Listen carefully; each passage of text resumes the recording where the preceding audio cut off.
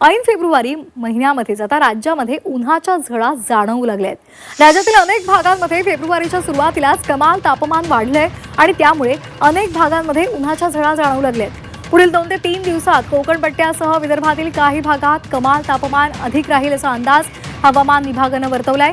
गेल्या काही दिवसांपासून राज्यातील हवामानामध्ये चढ उतार होत आहेत आणि त्यामुळे अनेक ठिकाणी दुपारी उन्हाच्या झळा जाणवत आहेत तर पहाटे मात्र गारवा जाणवतोय। राज्यामध्ये अनेक भागात तापमानामध्ये वाढ झालेली आहे। फेब्रुवारी महिन्याचा हा मध्य काळ आहे आणि या फेब्रुवारीच्या मध्यावरच आपल्याला या उन्हाच्या झळा जाणवू लागलेल्या आहेत। त्यामुळे येत्या 2 ते 3 दिवसांमध्ये कमाल तापमान वाढेल असा अंदाजही हवामान विभागाने वर्तवला आहे।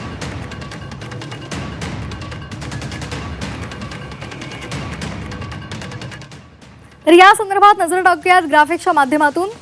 आपण ग्राफिक्समध्ये पाहतोय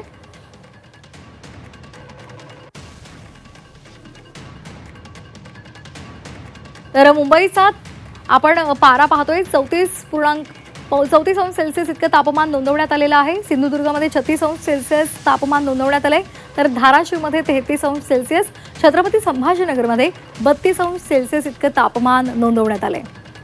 तर या उन्हाच्या झळा आणि त्यामुळे आरोग्यावर सुद्धा विपरीत परिणाम होतोय। मुंबईतलं तापमान आपण पाहिलंय 34 अंश सेल्सिअस, धुळ्यामध्ये सुद्धा 34 अंश सेल्सिअस इतकं तापमान आहे तर सोलापूरमध्ये 34.3 अंश सेल्सिअस इतकं तापमान नोंदवलं गेलंय। तर अधिक माहितीसाठी आपण जाणार आहोत आमचे प्रतिनिधी उमेश परब यांच्याकडे। उमेश, येत्या 2 ते 3 दिवसांमध्ये कोकण आणि त्याचबरोबर विदर्भामध्ये तापमान आणखी वाढेल असा अंदाज वर्तवला गेलाय। काय अधिकचे अपडेट्स आहेत?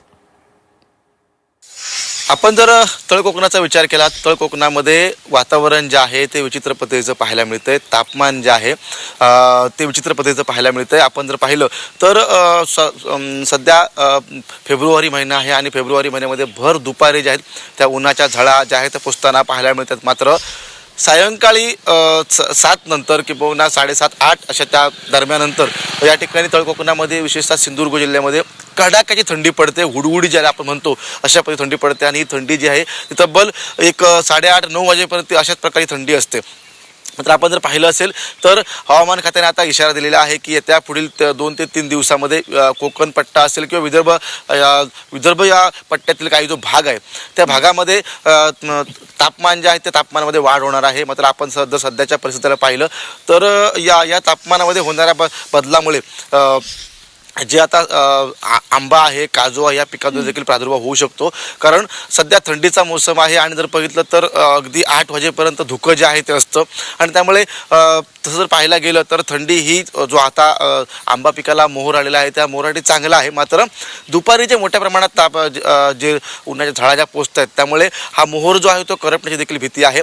मात्र आता हवामान खात्याने वर्तवलेल्या अंदाजानुसार 2 ते 3 दिवसामध्ये विदर्भ असेल, कोकण असेल त्या ठिकाणी तापमान वाढण्याची शक्यता आहे। अगदी त्यामुळे या संमिश्र तापमानाचा आणि आरोग्यावर सुद्धा विपरीत परिणाम होतोय। त्यामुळे आगामी काळात आता हा इशारा दिलेला आहे, त्यामुळे सर्वांनी काळजी घेणं गरजेचं आहे। धन्यवाद दिलेल्या सविस्तर माहितीसाठी।